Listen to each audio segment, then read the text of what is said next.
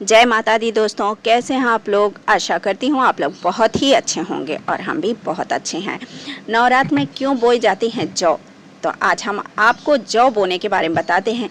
क्योंकि मैं भी पहले नहीं बोती थी जौ, क्योंकि मुझे इसके बारे में जानकारी नहीं थी और कलश भी नहीं रखती थी। दीपक अखंड जला देती थी और पूजा माता का करती थी, लेकिन कलश और जौ नहीं बोती थी। तो इसका महत्व क्या है, अगर आप महत्व जानेंगे तो आप भी हमारे जैसी गलती नहीं करेंगे, क्योंकि अब भी मैं ऐसी गलती नहीं करूँगी। नवरात्र में घट स्थापना के साथ जौ बोना बहुत ही महत्वपूर्ण कहलाता है। यह नवरात्र की पूजा का अभिन्न अंग होता है। जैसे आप माता रानी को स्थापित कर रही हैं, तो ये कलश और जौ बोना बहुत ही ज़रूरी होता है। इसे माता का एक अंग ही समझिए। तो आज हम आपको इसी के बारे में बता रहे हैं। तो चलिए आज इस वीडियो में हम आपको यही बताते हैं कि नवरात्र में जौ बोना इसका क्या महत्व है और क्यों ज़रूरी है। सितंबर महीने में शारदीय नवरात्रि जैसे शुभारंभ हो चुका है। इस 9 दिवसीय इस दिन 9 तो नहीं है, इसके लिए मैं सॉरी बोल रही हूँ, क्योंकि 9 दिवसीय नहीं है, इस बार 10 दिन का है नवरात्र। तो पर्व समापन 1 अक्टूबर बुधवार महानवमी के दिन कन्या पूजन के साथ होगा। इस दौरान माँ दुर्गा के 9 रूपों की विधि विधान से पूजा की जाती है। नवरात्रि के दिनों में लोग कहते हैं घर में अखंड ज्योत जलाने से और माँ जगदम्बा या माँ दुर्गा की पूजा आराधना करना बहुत ही शुभ माना जाता है। नवरात्र में पूजन और व्रत के अलावा कलश स्थापना, ज्वारे या जौ का बहुत अधिक महत्व होता है। नवरात्र में पहले दिन घट स्थापना यानी कलश स्थापना की जाती है और जौ बोए जाते हैं। नवरात्र में मिट्टी के बर्तन में जौ बोने की परंपरा सदियों से चली आ रही है।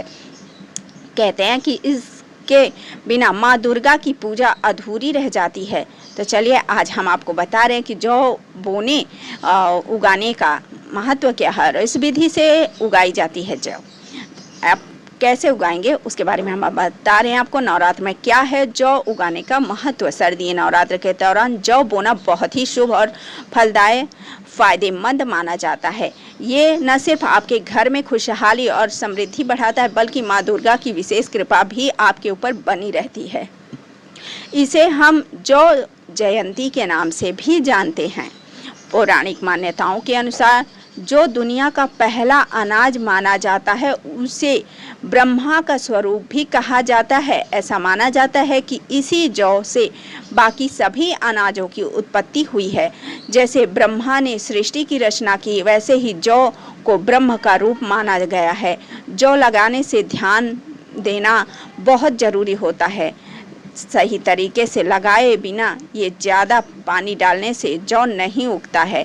तो आमतौर पर 2 या 3 दिन में अंकुरित हो जाता है। अगर अंकुरित नहीं होता तो इसे अशुभ माना जाता है। कैसे उगाई जाती है जौ, तो इसके बारे में आपको बता दूं कि कैसे जौ लगाएं जिससे जौ अंकुरित हो जाए। नवरात्र के पहले दिन ही, ये तो पहले दिन का ही वीडियो था, लेकिन मुझे देने में लेट हो गया है। तो अगले आप अभी अगर स्थापित कर चुके हैं तो ठीक है, नहीं किए हैं तो कोई बात नहीं, अगले बार आप इसका ध्यान रखिए। आपको एक मिट्टी का बर्तन लेना है जिसका मुंह खुला हो, उसमें साफ पवित्र मिट्टी डालें। अब इस मिट्टी में जो बोने वाले जो दाने हैं वो डाल दीजिए।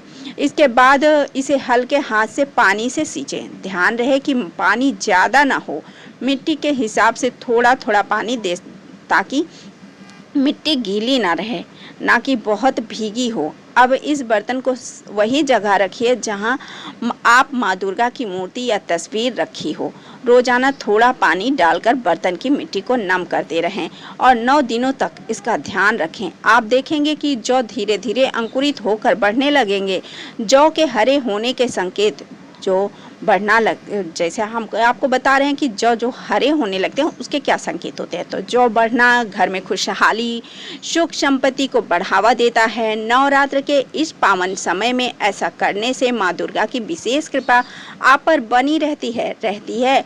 कई मंदिरों में भी यही परंपरा होती है जहाँ जौ बोया जाता है। अगर आप खुद जौ की देखभाल नहीं कर पा रहे हैं तो अपने नज़दीकी किसी मंदिर में पंडित जी से कहकर लगा सकते हैं।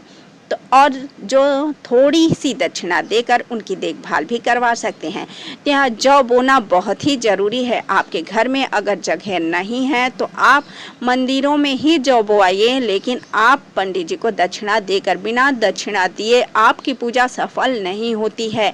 इस बात का ध्यान रखिए। पंडित को दक्षिणा देकर जौ बोआइए, कलश स्थापित करवाइए। अगर आप पाठ करवा सकते हैं तो पाठ करवाइए।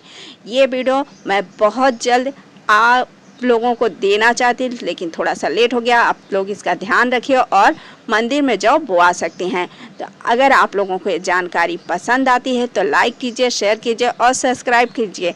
प्रेम से बोलिए जय माता दी।